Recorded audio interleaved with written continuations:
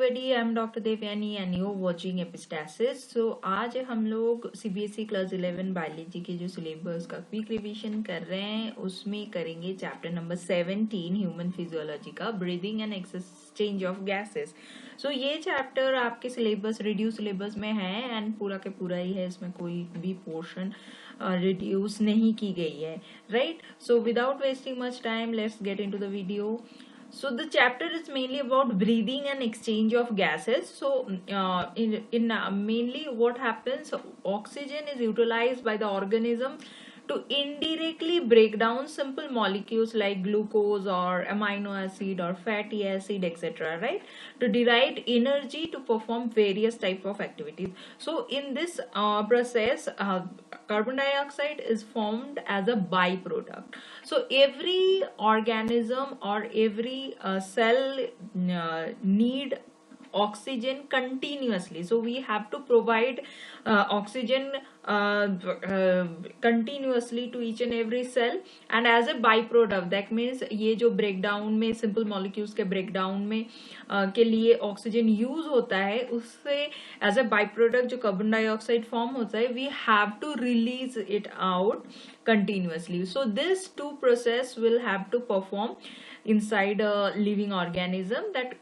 oxygen की continuous service होनी चाहिए, continuous इसका flow रहना चाहिए, and जो भी carbon dioxide as a byproduct form हो रहा है उसको continuously body से निकालना भी जरूरी है, because it is a part of a waste. Okay, so ये एक waste product है, right. So what happened, this exchange of oxygen from atmosphere with carbon dioxide produced by the cell, this process is called breathing. Okay, carbon dioxide and oxygen का जो exchange होता है, oxygen atmosphere के से हम लेंगे and carbon dioxide जो cell produce करेगा उसको atmosphere में वापस कर देंगे. So this is mainly breathing and इस procedure को हम respiration भी बोलते हैं, right. So respiratory organs lower invertebrate जो हैं like sponges और flatworms, इसमें mainly बहुत ही simple है, ये body surface से ही इसका diffusion, gas की diffusion होती है. That means oxygen will be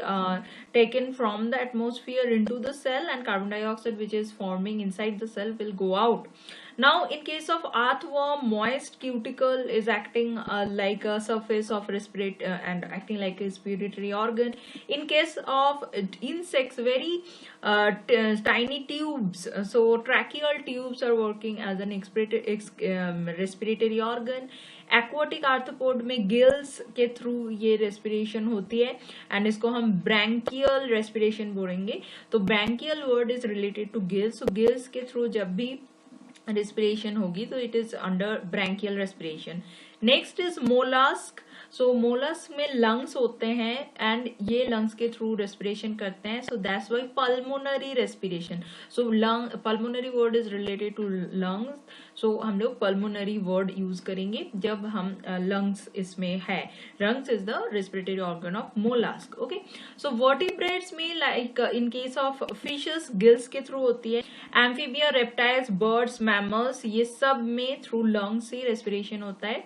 And frogs में specifically moist skin ही use होता है respiratory surface के हिसाब से. So that's why it is cutaneous. It is also called cutaneous respiration, right. Now come to the human respiratory system. So human respiratory system को हम अच्छे से डिटेल में पढ़ेंगे. तो एक्सटर्नल जो नॉस्ट्रिल्स है, हमारे जो नॉस्ट्रिल्स है, एक्सटर्नल नॉस्ट्रिल, यहाँ से एटमॉस्फेरिक एयर बॉडी के अंदर जाता है. So this is the first organ, okay, जिसके थ्रू ये अंदर जाते हैं. So external nostril, then it will come to nasal passage. So this is nasal passage or nasal chamber. We can also call it nasal chamber. पूरा portion को हम nasal chamber कहेंगे. And this is nasal passage. Now this nasal passage से ये air कहाँ जाएगा? Nasal chambers open into pharynx. ये pharynx में open होता है. It is a common passage for food and air. Right. So it is a common passage food and air के लिए. pharynx कॉमन है, इसके बाद ही जो पोर्शन में जाता है that is common passage for food and air, and it is called as pharynx. And it open through larynx. So larynx को हम sound box में बोलते हैं, and open through that means ये pharynx open करता है नीचे trachea में through this sound box और larynx region, right? So इसके बाद ही आ जाता है तो trachea. So this is trachea. आप देख सकते हो ट्रैकिया में ट्रैकियल रिंग्स होते हैं, एंड ये इसको फिर से जब एयर यहाँ पे नहीं हो तो ये इसका जो स्ट्रक्चर है इसको मेंटेन करने में हेल्प करता है, दिस कार्टिलेजिनियस रिंग्स. सो जब खाना खाते हैं during swallowing, glottis is covered by epiglottis to prevent the entry of food and food into larynx. So जो फेरिंग्स है वो पोर्शन कॉमन है फूड एंड एयर के लिए. सो यहाँ से फूड भी पास होता है. सो जब हम कोई खाना खाते हैं तो glottis is covered. So glottis वाला पोर्शन कवर्ड कर देता है epiglottis to prevent the food come into the larynx, क्योंकि larynx is a part, larynx में बस air ही जा सकता है. So that's why जब खाना खाते हैं तो glottis epiglottis को cover करके ये इसको prevent करता है ताकि वो larynx के अंदर ना जाए और trachea के अंदर घुस ना जाए. Now trachea, this is a straight tube extending up to mid thorax cavity. So यहाँ से जो larynx शुरू होता है, larynx के बाद जो trachea शुरू होता है, ये straight thoracic cavity तक आ जाता है. thoracic cavity, mid thoracic cavity तक आता है. So this is the body and it is coming till mid thoracic cavity and now it divides. यहाँ पे ये दो portion में divide हो जाता है end of fifth thoracic vertebra. Fifth thoracic vertebra जो हमारे स्पाइनल कॉर्ड में है, वर्टिब्रल कॉलम में है, उसका जो फिफ्थ थोरेसिक वर्टिब्रा है वहां पे ये दो पोर्शन में डिवाइड हो जाएगा, एक राइट एंड एक left primary bronchi. So these are primary bronchi.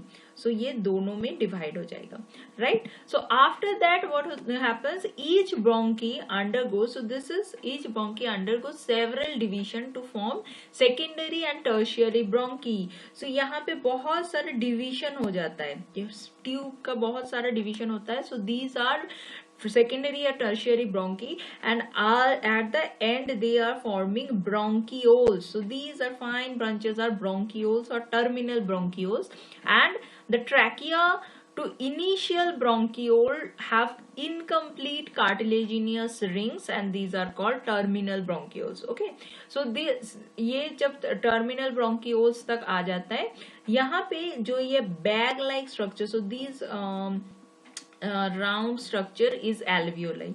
हाँ, ये सारे ब्लाइंड डक्ट हैं जिसके एंड पोर्शन में balloon like this structure is present and it is called alveoli. So the branching network of bronchi plus bronchiole and alveoli comprises lung. So this is the whole lung.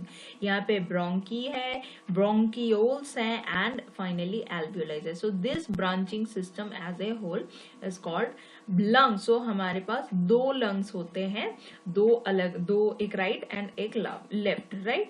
So this two bronchioles is covered by two layered region. It is called pleura. So this yellow color cover is called pleura, and pleura के अंदर pleural fluid रहा है. So this is pleura, this yellow ring, and it has pleural fluid in between them to reduce friction, ताकि उसके अंदर का जो friction है वो जितना कम हो सके, right? Now outer pleural membrane is in close contact with thoracic lining and inner pleural membrane with lung surface. So ये लंग सर्फेस के साथ इनर प्लूरल मेम्ब्रेन कनेक्टेड है and outer pleural membrane is in close contact with thoracic lining, right. Now ये इसका दो अलग अलग पोर्शन है. Number one is conducting part.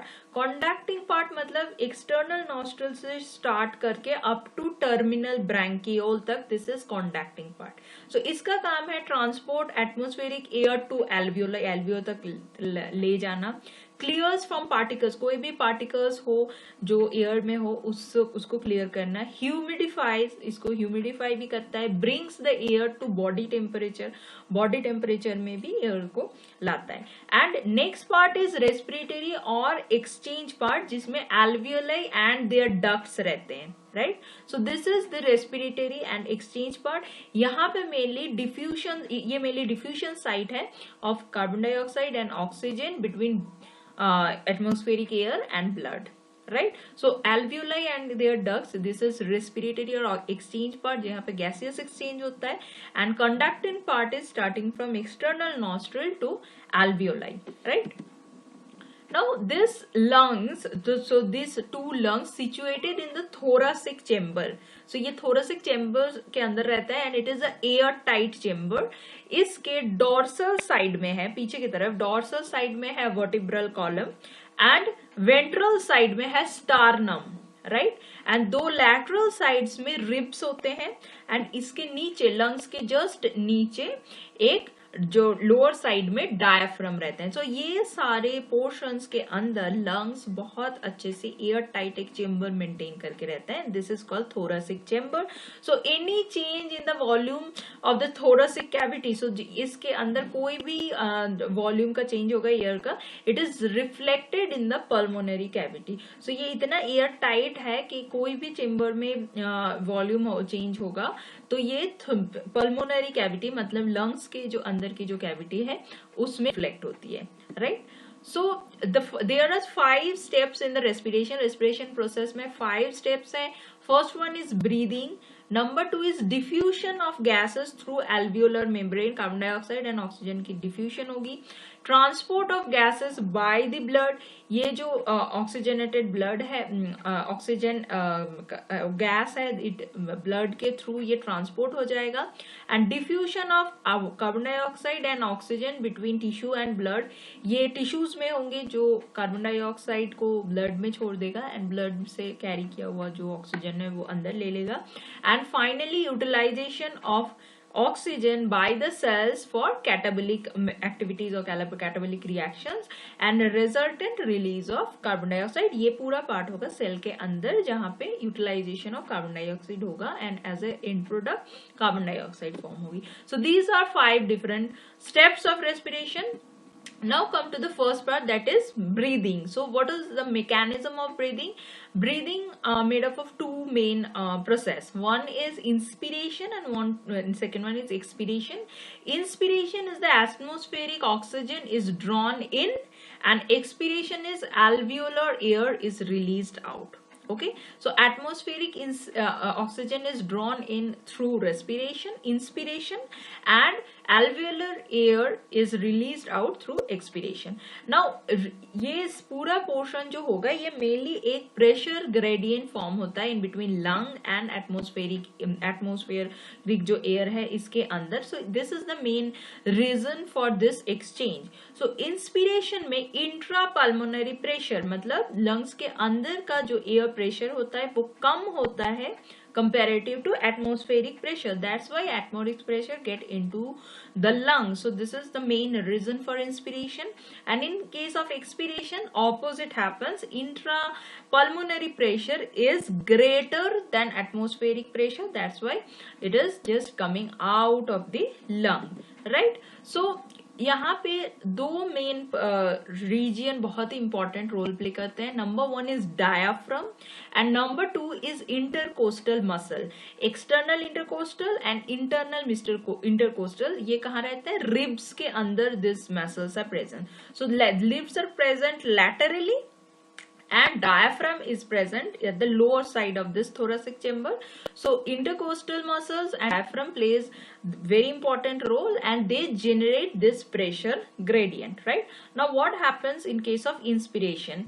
Inspiration, contraction of diaphragm occurs. So just see this figure, diaphragm contracted, so they just pull down. Okay, so diaphragm का contraction होता है and it increase the volume of thoracic chamber in the anteroposterior axis. Anteroposterior axis में इसका volume जो बढ़ जाता है and contraction of external intercostal muscle lifts up the ribs, so these are ribs and sternum raise, so ये ribs raise हो जाता है, लिफ्ट हो जाता है, right, and ribs and the sternum and it cause increase in the volume of thoracic chamber. So thoracic chamber का size anterior posterior axis में बढ़ गया तो इसका volume भी increase हो गया. So cause increase in the volume of thoracic chamber in the dorsoventral axis, right? So anterior posterior axis में contraction of this diaphragm का जो contraction होता है इससे anterior posterior axis का volume बढ़ता है and contraction of external intercostal muscle lifts up the ribs and the sternum, जिसके लिए dorsoventral जो axis है उसका भी volume increase होता है. So overall increase in the thoracic volume causes increase in pulmonary volume. Thoracic chamber का volume बढ़ जाएगा and it is clearly reflected by the pulmonary cavity. So pulmonary cavity का भी volume बढ़ जाएगा and increase in pulmonary volume, जब कोई portion का volume बढ़ जाता है बस अंदर एयर उतना ही रहता है, so it decreases the intra pulmonary pressure to less than the atmospheric pressure. कोई भी चीज का अगर वॉल्यूम बढ़ गया एंड अंदर में एयर उतना ही है इसका मतलब प्रेशर घट गया. So that's why intra pulmonary pressure now is less than atmospheric pressure and it forces the air from outside to move into the lungs, right? So inspiration में ribs diaphragm की contraction होता है तो anterior posterior की volume बढ़ जाती है and intercostal muscles की होती है contraction तो ribs and sternum भी lift up होके उसका dorsoventral जो volume है वो भी बढ़ जाता है. That's why intrapulmonary जो प्रेशर है वो घट जाता है एंड एयर जल्दी से एटमॉस्फेयर से अंदर घुस जाता है. So this is inspiration and the opposite happens in expiration. So here relaxation of diaphragm and the intercostal muscles occur. So diaphragm यहाँ पे रिलैक्स्ड हो गया है.